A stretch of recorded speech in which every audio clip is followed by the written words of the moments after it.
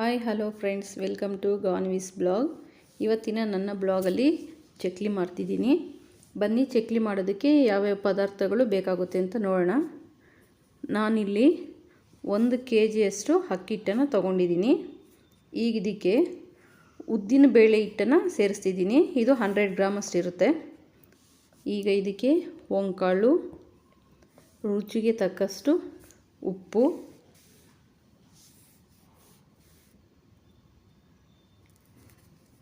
ಹಾಗೆ ಅಚ್ಚ ಖಾರದ ಪುಡಿಯನ್ನು ಸೇರಿಸ್ತಿದ್ದೀನಿ. ಇದು ನಿಮಗೆ ಎಷ್ಟು ಖಾರ ಬೇಕೋ ಅದಕ್ಕೆ ಅನುಗುಣವಾಗಿ ಅಚ್ಚ ಖಾರದ ಪುಡಿ ಸೇರಿಸ್ಕೊಳ್ಳಿ. ಈಗ ಇದಕ್ಕೆ ನಾನು 5 ಸ್ಪೂನು ಬಿಸಿ ಆಯಿಲನ್ನು ಸೇರಿಸಿದ್ದೀನಿ. ಈಗ ಇದನ್ನು ಸ್ಪೂನಲ್ಲಿ ಕಲಿಸ್ಕೊಳ್ಳಿ. ತುಂಬ ಬಿಸಿ ಇರುತ್ತೆ. ಸ್ಪೂನಲ್ಲಿ ಕಲಿಸ್ಕೊಂಡು ಆಮೇಲೆ ಕೈಯಲ್ಲಿ ನೀಟಾಗಿ ಕಲಸಿ.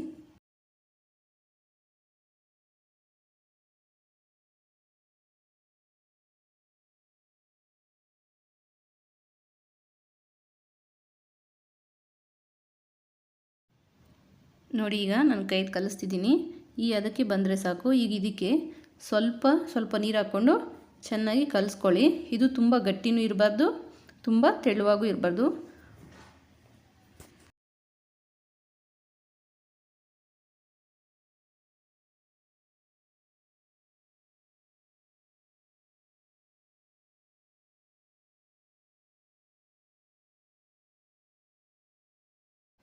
ನೋಡಿ, ಈ ಥರ ಕಲಸಿ ಇಟ್ಕೊಳ್ಳಿ. ಈಗ ಇಟ್ಟು ತೋರಿಸಿ ನೋಡಿ. ಈ ಅದಕ್ಕಿದ್ರೆ ಸಾಕು. ಚಕ್ಲಿ ಮುರಿಯದೆ ನೀಟಾಗಿ ಬರುತ್ತೆ.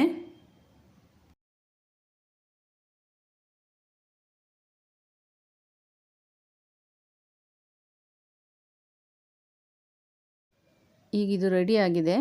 ನಾನಿಲ್ಲಿ ಆಯಿಲನ್ನು ಆಲ್ರೆಡಿ ಬಿಸಿ ಮಾಡೋದಕ್ಕೆ ಇಟ್ಟಿದ್ದೀನಿ. ಈಗ ನಾನಿಲ್ಲಿ ಚಕ್ಲಿ ಮಾಡೋದನ್ನು ತೊಗೊಂಡಿದ್ದೀನಿ. ಇದಕ್ಕೆ ನಾವೀಗ ಚಕ್ಲಿ ಮಾಡೋದಕ್ಕೆ ಒಳಗಡೆ ಆಯಿಲನ್ನು ಸ್ಪ್ರೆಡ್ ಮಾಡ್ಕೋಬೇಕು.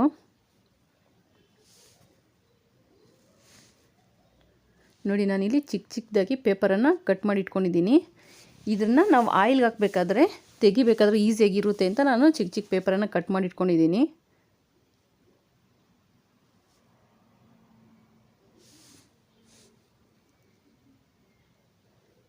ನಿಮಗೆ ಚಕ್ಲಿ ಯಾವ ಸೈಜ್ ಬೇಕೋ ಆ ಸೈಜಲ್ಲಿ ನೀವು ಮಾಡ್ಕೋಬೋದು.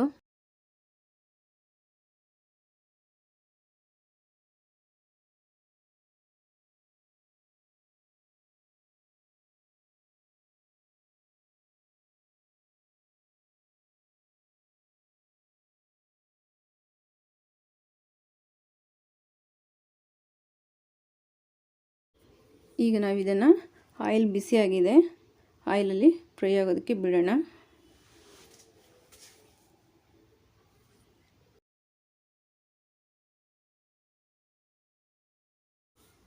ಇದು ಸ್ವಲ್ಪ ಗೋಲ್ಡನ್ ಬ್ರೌನ್ ಬರೋವರೆಗೂ ಫ್ರೈ ಮಾಡಿದ್ರೆ ಸಾಕು. ನೋಡಿ, ಈಗ ಇದು ಆಲ್ಮೋಸ್ಟ್ ಆಗಿದೆ. ಹೊರಗಡೆ ತೆಗಿತಿದ್ದೀನಿ ನಾನೀಗ ಇದನ್ನು.